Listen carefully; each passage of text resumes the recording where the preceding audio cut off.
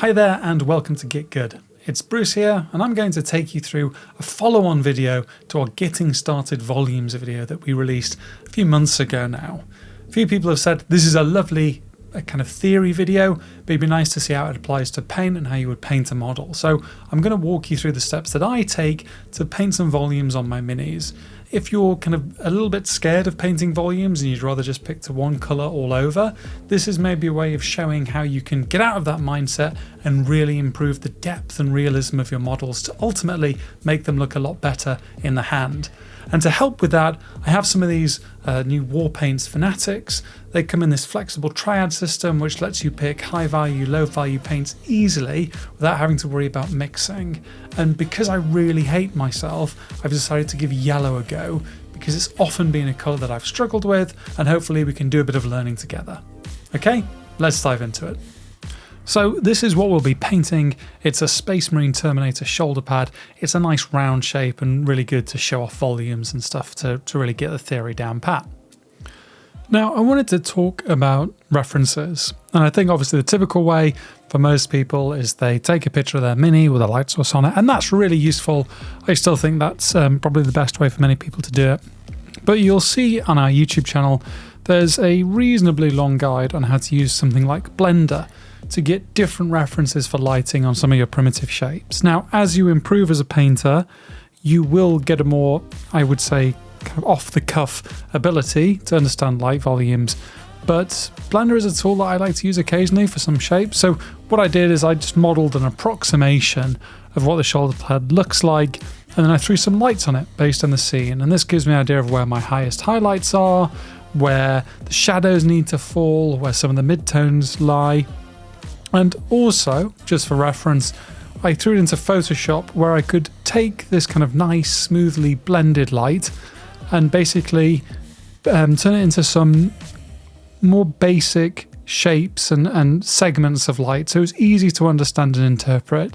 And so this became the reference that I used when I started painting the lovely shoulder pad. I would say here that it's not about sticking to this perfectly. It's not paint by numbers, but rather getting in a sense and appreciation of where the light needs to fall on a given shape. So one of the first things you'll notice is that the shoulder pad has been base coated in a flesh tone. This is just one of the Army Painter flesh tones. Any flesh tone will do. And this is based on a Vinci V guide, which I found to be really useful, which is when you're painting yellow, it goes down a lot easier over a flesh tone as opposed to a black or even a white in some instances. So this is the darkest colour. My typical preference is to start with the darkest colour, which is Demigod Flames. That's the darkest of the flexible triads. And I'm just trying to get it around the model, get the rough blocking in. I'm not too worried about being too neat. I'm just more about getting the placement roughly where I want it to be. This is my first time using the Army Painter paints, and so there's always a bit of a learning curve with new paints, certainly when it comes to how much you should thin them, etc. I probably in future would thin them a bit more than I used here, but I think it's important to almost show the learning process with a model until you get to a very high level, which I'm certainly not. You're going to do a lot of learning while you're painting, and so rather than try and hide it and present some sort of perfect outcome from the start, I thought it'd be useful just to show how I basically adapted over time. So I've skipped through some of the footage. It was just me putting down more of that Demigod Flame paint in the darker sections. And now I'm jumping up. I'm jumping up to Warped Yellow, which is the third brightest. It's basically in the middle of the flexible triads. And because we've come from our darkest yellow, we're now coming up a few levels. It's obviously quite a difference. And you can see there on the shoulder pad, there is this harsh line. So I'm just getting in this slightly brighter yellow where I want it. So I'm not focusing here too much on blending these two layers because that is quite a jump. So really it is about the positioning. Is the light area roughly where I want it to be? Is the dark area as dark as it needs to be?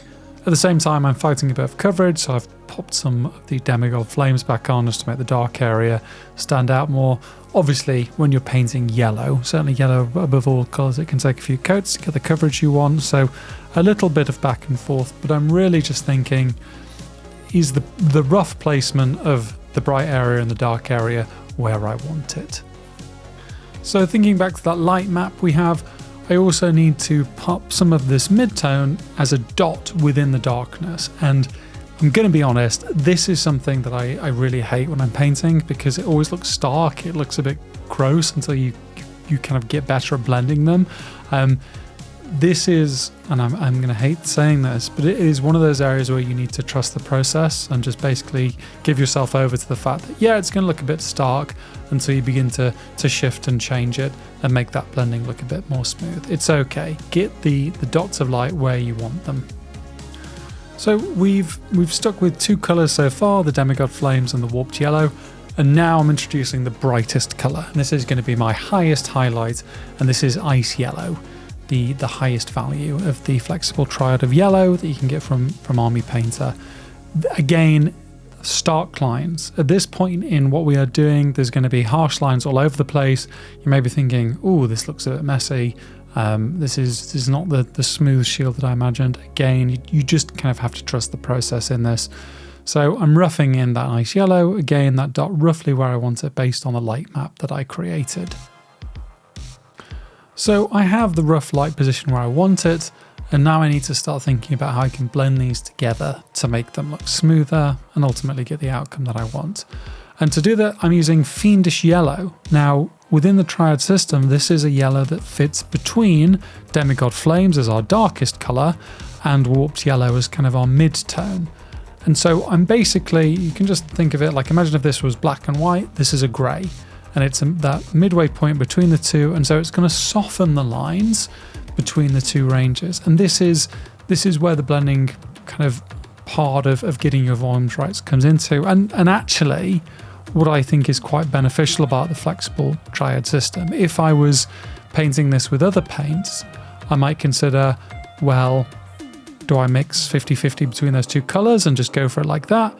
Well, I don't necessarily have to here. I have the mid colour ready to go, and I can just begin to pick out that midpoint and blend them together. I'm really focused on softening those transitions and getting the light placement where I want it to be and making that transition feel nice and smooth.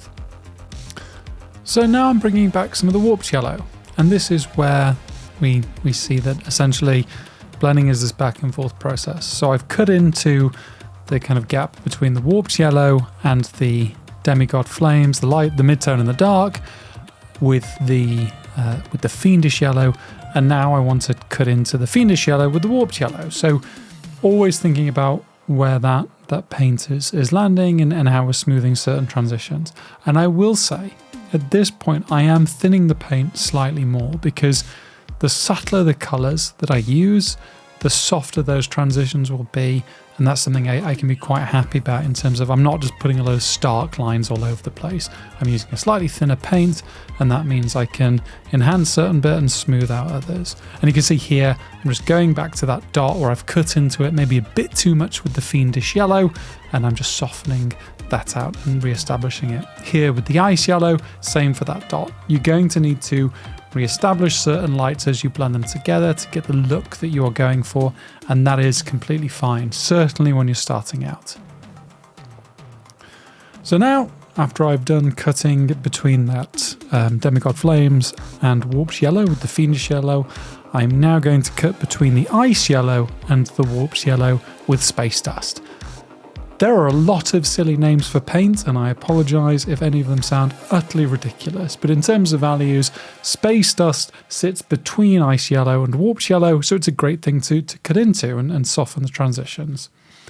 I'm just going to re-establish here a bit more of the Ice Yellow, and this is something that you're going to want to bear in mind when you're painting volumes, is as you blend things out, you may cut into certain colours that you want to remain quite pure, and so to do that you're going to need to re-establish those colours. Don't view a section of the model or a section of the shape as complete until you're happy with the whole thing, because you may have a bit of back and forth, and that's perfectly okay. That's part of the process. And you can see here, again, I'm just re-establishing certain colours, understanding that the top of the shoulder pad would be brighter than the bottom, so re-establishing a few more midtones and making sure that the blends are nice and good. It is essentially a process, but because we got our initial light placement right, we understand the outcomes we want on each particular segment. So really then, we're a bit more free just to enjoy the blending process. So between these test states, roughly 10 minutes has passed, and I've just been working on the blends a bit more. But now I'm going to introduce some glazes, and the glazes will just bring everything together a bit more. So what I start with is a warped yellow glaze. And really when we're talking about glazes, we're just talking about taking that colour and thinning it down with a good amount of water.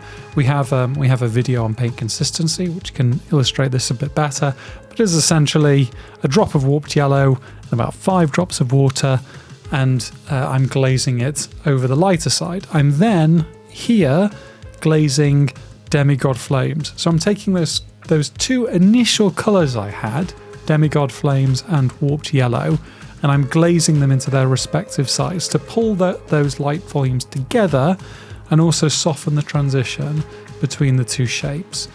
I think glazing gets a bit of a bad rap in miniature painting as this thing that takes absolutely ages, and depending on the usage obviously it can, but here it's almost more of just a step that brings everything together and lets you see more of kind of like the blurring of what you're doing with the different colours.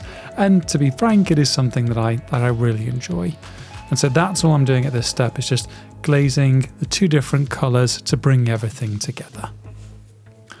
So up to this point I've been using a larger brush. It's an Artis Opus size 1, and now I'm switching to a size 0. And the reason for that is obviously been looking at broad strokes of light, but now we can get a bit more precise, and therefore the smaller brush is more useful. And so I'm going back to this dot highlight, and I'm working some of the edges again. And really, when it comes to blending, edges is a good way of thinking about it. Thinking about all the hard lines on the paint that you've done, basically more stark transitions between high and low value, and smoothing them out, and basically making those lines turn invisible. And so here I'm using that mid-step colour again, which is the fiendish colour here, mixed with a tiny bit of warped yellow, and blending it into the warped yellow so that dark graduates slightly into that spot. We don't want it to kind of completely disappear, because we want it obvious that there's light there, and so we don't want to just kind of blend it away, but obviously making sure it's smooth and nice to look at is critical. So we're now on the smaller brushwork, and we're beginning to make everything a bit smoother, even though we're happy now with the broad strokes of the blend. And, being honest, this idea of trusting the process is something that I struggle with quite a lot. When I was painting this, probably about 5 minutes in, I was like, oh god, this isn't going to work. I don't understand these paints enough. Yellow's a really hard colour to pick, but at a certain point you do have to trust yourself and your abilities and just try and have fun. I am not claiming that I am a painter on any sort of the high end, but still with a bit of perseverance and knowing the rough outcome I'm looking for, just by not giving up and keeping painting, I can get an outcome that I'm happy with. And so yes, trusting the process is something that I've repeated a few times, and I know it is easier said than done. Believe me, I do. So I've moved the video forward about 5 minutes here, and all I've been doing in that time is using that size 0 brush and working the transitions in the colour. It is really that simple, using a reasonably thin paint, not a glaze consistency, thicker than that, but not kind of making such bold stark lines so far in the model. Here again, I'm just re-establishing a bit more of that highest highlight. And what I will say is, even with this nice flexible triad system that the Fnatic range come with, there's been a few instances where I've just mixed a little bit. So for example, if the warped yellow was going into the fiendish yellow a bit too harshly, I've just mixed those paints 50-50 just to create a transition between them, and that smooths that out, no problem. Don't be afraid of that. As long as you're clear of what the value ranges are, mixing those paints together is absolutely no problem. Obviously, when you see the very high level guys, you'll see, and gals, sorry, you'll see paint mixes that are a lot more kind of gradual. So they'll pick, 50-50, then a 75-25, then a 90-10, etc., just to essentially blend the transitions between transitions.